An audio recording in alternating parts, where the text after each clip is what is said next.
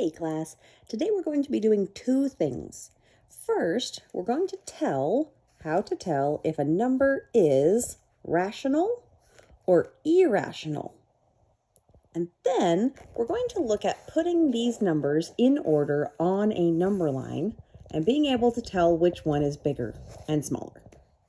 Okay, so let's start with classifying as either rational or irrational. Now what you're going to need to do is very first thing, before you do anything, very important, you're going to need to convert whatever number you have into a decimal form.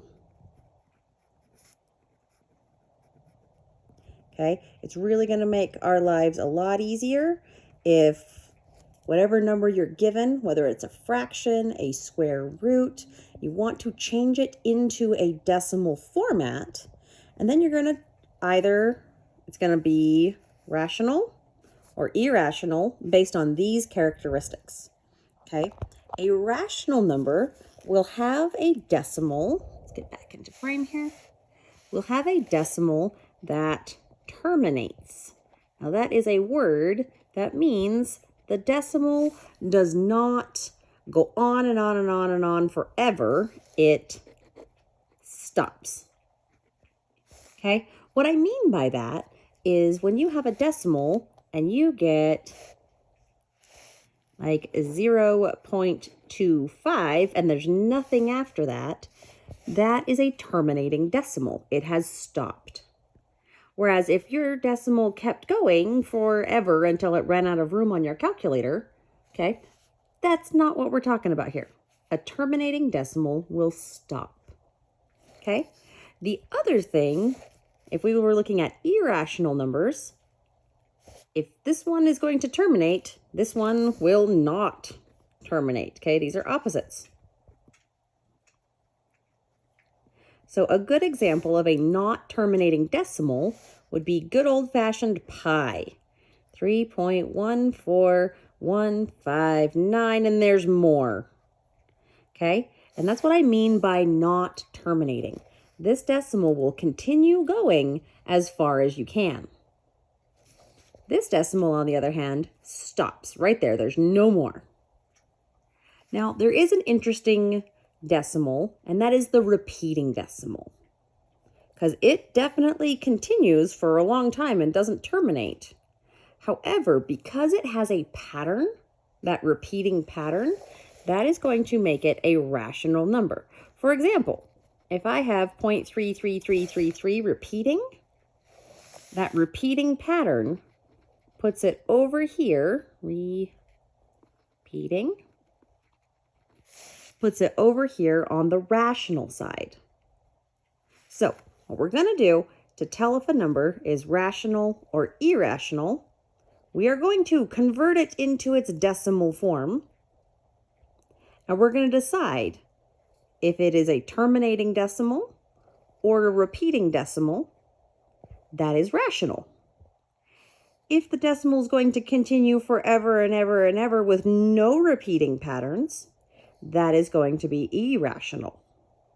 So what you're going to do, and you can go ahead and pause the video, and you're going to take a look at this section right here, and you're going to take the number, and you're going to take your happy calculator, and we're going to convert this into a decimal. So here I go. Square root of 2 is 1.4142, and you can notice it's going on all the way till the end of my calculator. We can assume it's going to keep going. Now, because this is a decimal that does not terminate, is there a repeating pattern?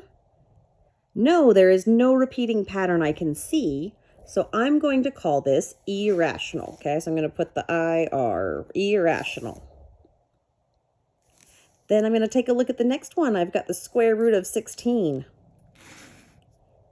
I'm going to put 16 and square root it. Oh, the square root of 16 is 4.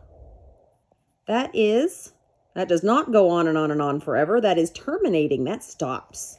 So that is going to be a rational number. So I would put good old rational right there.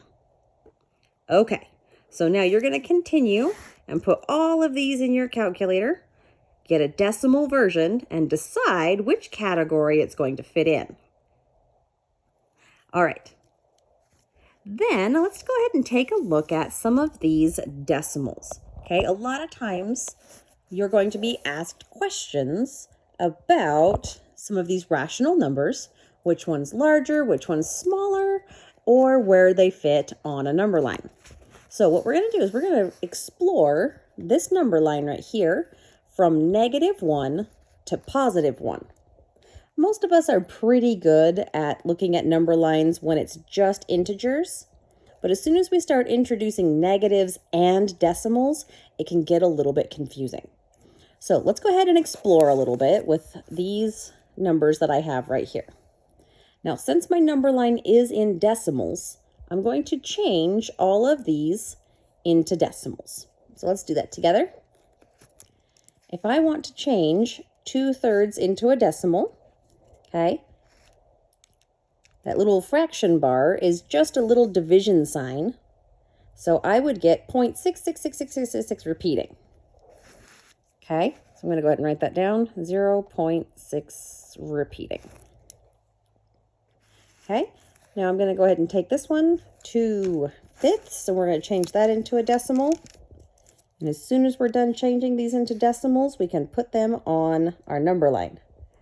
So 2/5 is 0.4. This one's already a decimal, so I don't need to do anything. Now we'll notice these are negatives. So whatever I get, I'm going to have to put a negative out front. 1/3. 1 divided by 3 is 0.333333. Repeating. And this one is also a decimal already, so I do not have to do anything with that. Now let's go ahead and put these on the number line and make sure that we are getting them in order from least to greatest. Okay, so 0.06, and then there's some after it. So since it's not just 0.06, but there's a little bit more, so it would be closer to 0.7 than 2.6. We're going to put it over there-ish.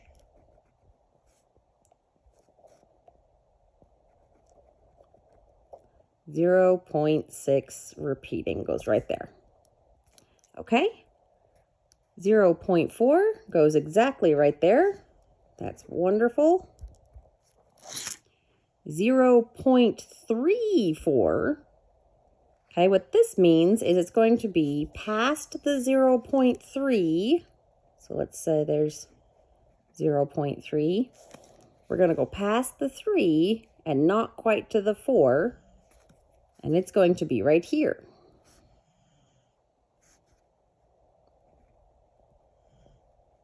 Okay, so far so good. We're going in order. And we notice that as we move into the decimal places, they act just like a number line would. And as we move along, the numbers are getting bigger this way. Now let's look at the negative numbers.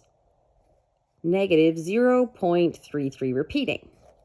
Since we're going negative, we'll notice that the numbers are going to get more negative the farther we move along. So to put in 0.33, I'm going to want to find negative 0.3 and make it even a little bit more negative than that right there, negative 0.33. Because when we're dealing with negatives, the more we go this way, okay, the absolute value is higher because it is getting more negative. All right, and the last one, negative 0.35. Here is the question of the day. Which one of these two numbers is more negative? So which one of these should be farther this way along the number line? Now, obviously, the tenths place, the 3's are exactly the same. Now, in the next place value, this one has a 3 and this one has a 5. The 5 is going to be more negative than a 3 will be. That means it's going to be farther along the number line than this one. So as we're putting that in, it needs to be a little bit farther this way. So actually, the smallest number we have is 0.35 because it is more negative than this one. Okay, now you've got a couple questions just to try practicing your multiple choice questions. Remember when you're done to get them checked and get your credit so that you have a good grade. And as always, if you need help, don't forget to ask your teacher. Have a great day.